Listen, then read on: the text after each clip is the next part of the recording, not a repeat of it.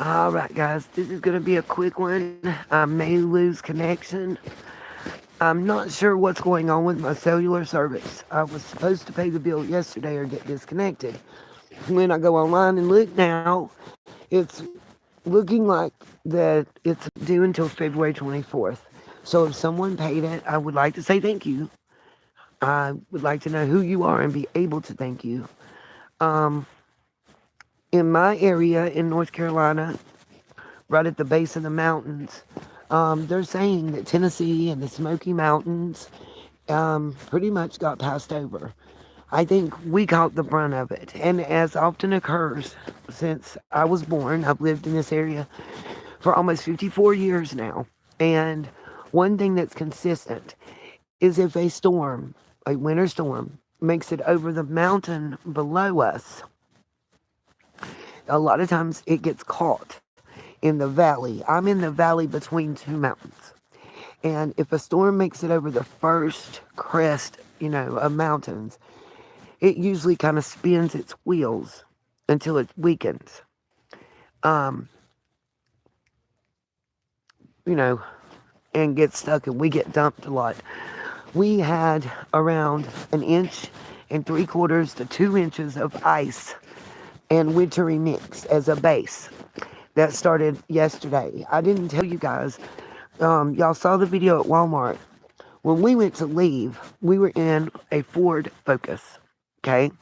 Not me, my driver. I was a co-pilot who, thank God for me. We didn't have defrost. It wasn't working. We had no heat, no defrost inside the vehicle. Doesn't sound like a problem, right?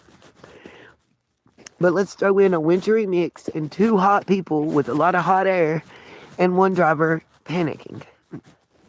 I Googled something real quick. I remember I bought 91% rubbing alcohol.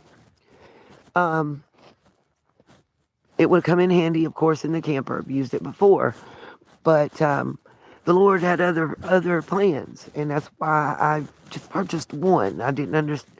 Looking back, I don't understand. But anyway, long story short, I took out my provider's credit card, debit card, whatever that you got, with the app that told you about what's on your EBT card. I never used it, and they closed the account like 2 weeks after I signed up.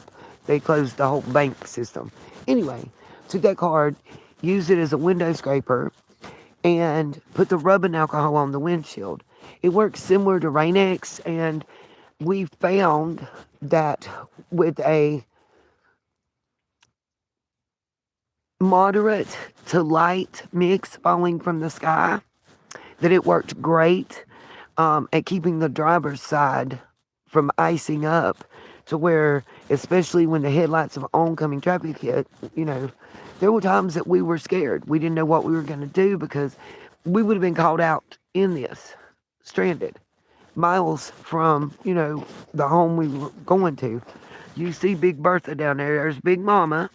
For those of you who think I'd be bullshitting, that is my home. That's what I live in.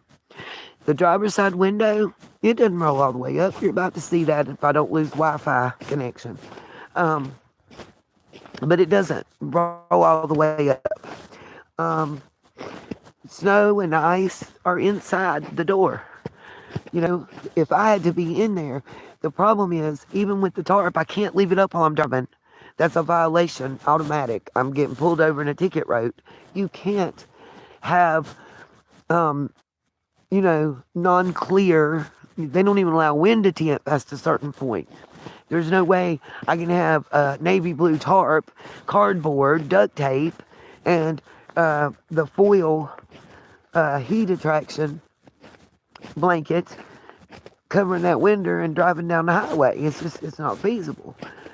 So, it's take it down and put it up on the daily, to keep air out. And I'm going to show y'all. Let me turn the light on. I think it's got a way to do that. Y'all bear with me.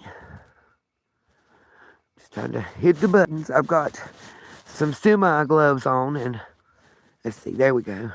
I think. There we go. Okay. I want y'all to see. See, there's the window. I've got the curtain at it. But